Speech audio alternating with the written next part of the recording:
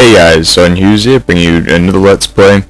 This one is of Sid Meier's Civilization 5, a game which I thoroughly enjoy. I'm not that good at it. I still enjoy it. We're going to be playing as Nebuchadnezzar II, Babylon, and their trait is they receive a free great scientist when they discover writing, and great scientists are produced 50% faster.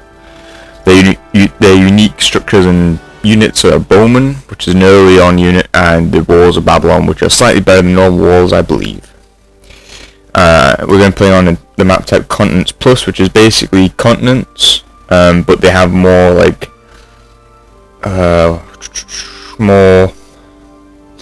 Indonesian style islands, and Caribbean style islands, where they string along.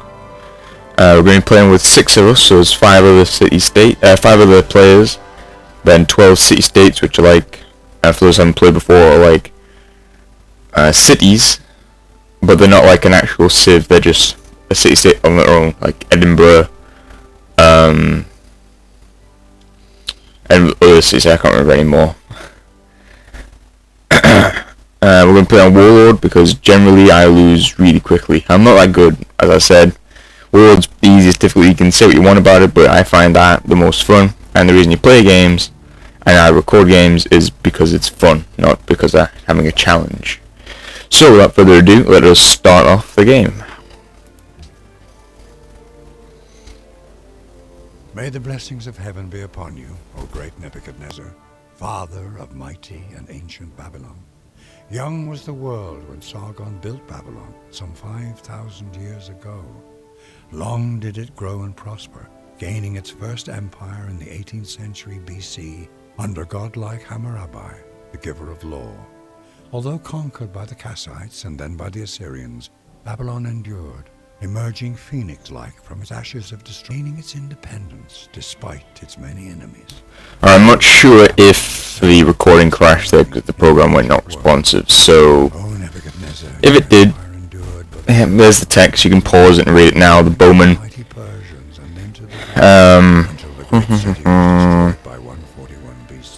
Yeah, you can withstand melee attacks better.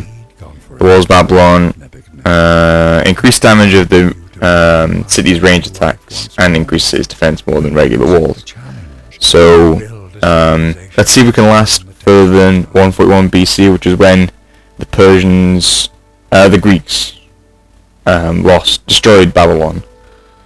So on our journey, we've started off in an okay area, I suppose. We're on plains, so there's not much food, but we have got a couple of wheat and sheep resources. We got some nice wine down here. First, I'll just send this off exploring. Oh wow, that's really good. Looks like the sea's over there.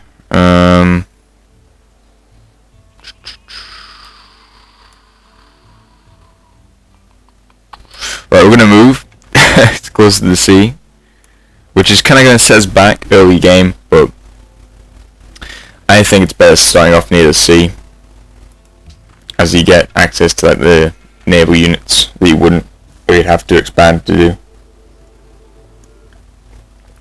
And our continent looks kind of tiny, which is unfortunate, but there we go. We finally found a Babylon after 2 turns. I'm not sure what style of victory I'm going to go for. I do have a fair amount of DLC, by the way. So let's open the tech tree. Yeah, I have the Wonders of the Ancient World. So it has the Mausoleum of Halicarnassus, the Temple of Artemis, and Statue of Zeus. Now all these wonders do better things generally than the normal wonders in the game. Like the Temple of Artemis increases the growth of all cities, and when you're building a range unit, increase production by 15%, which is okay if you're aggressive. And the Statue of Zeus gives throughout every unit all the time 15% better combat strength against cities, which is extremely good. But my favorite is Mausoleum Holocaust, mainly because it gives you 100 gold each time a great person is gone. You burn them for like free tech or something, and it gives you extra gold for those. But as we are Babylon, we're going to go for writing as fast as possible so we can get that free great scientist and pop an early tech. As I've said before, I'm by no means the best Civ player you'll ever see. In fact, I think I'm pretty bad at the game, but I just find it enjoyable, and I've wanted to record it for a while, but I'm way better than I was about 8 whatever hours ago, however long I've got on Steam. Now, generally early game in Civ generally just means that you're just pressing enter next turn a lot because there's not really much going on. Now we found some ruins. Now ruins, when you activate them by walking on them, can give you a certain boost. And give you a citizen, which increases what you can do in the cities. It takes 8 turns for a new citizen. And give you 20 culture, which will help you pop early policy. It can give you a free worker, free settler, and then a free tech, which doesn't really make any sense because they're ancient ruins, but they're giving you a free tech.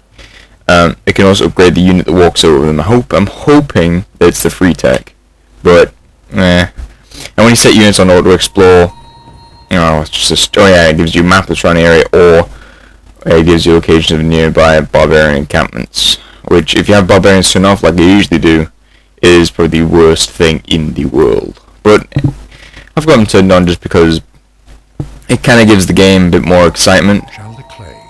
And we found some ruins. The early ones are quite a lot of ruins around, mainly because of no one's really explored, and they're randomly, what do we get? We got a crudely drawn map. Awesome. Oh, that's some weird line issue there. With basic crudely drawn map just gives you like a little spotted outline of what is around. But we've finished our monument, which gives us +2 culture, which increases our culture so we get policies sooner. Now the best thing to do now would be to get a worker out, or we could just pop a policy to give us a worker, but I'm going to go down a different route. So, and we need workers to work these and improve these tiles. Well, actually we need citizens to work these tiles, but we use workers to improve them, and we've met Montezuma. Awesome. He's leading the Aztecs, and the Aztecs were cannibalistic, ritualistic people. These are all like people they've eaten or sacrificed or whatever. Now generally he's a very aggressive civ, and he's come from somewhere sorry, I'm in window mode, so I kind of go outside the screen. He's somewhere up here, which probably means our continent's connected to somewhere, because it's unlikely that he has embarkment so soon. But our continent does finish down here, so we'll probably get our scout to come all the way back up here and start scouting up there. It's unfortunate that we don't have our own continent, but it happens, and he's found a ruin that will give him spearmen early on, which is okay. Now I can this is the policy screen. You select these and they give you certain boosts, and once you complete 5 of these trees, you can build the Utopia project, which basically means you win cultural victory. I've always wanted to do a cultural victory, but I'm not so good at the cultural victory. Well, the 3 routes that are available to you in the beginning of the game are tradition, liberty, and honor. Tradition is basically like Egyptian, like they're good at like building things, and as soon as you pop it, you get 3 more culture in the capital, which will make you get other things earlier. Liberty is like law and stuff. You get a free settler and a free worker, and just all sorts of other stuff. Honor is like with the warlike route. I never really take it, because I don't really like fighting in this game. It's just annoying. Piety is religion. You get a free policy at the end of it. Patronage makes you have a better relationship with the city-state. I'll explain it later on when we actually meet the city-state. Commerce is just, as it would say, commerce. You get the roads cost less. You get more food and stuff and the water tiles. Renaissance is the best one, in my opinion, because at the end you get 2 free techs, which is an amazing boost. Now these 3 end techs, I know this one says Renaissance era, but I really count these 3 as in the same era. Freedom is basically like culture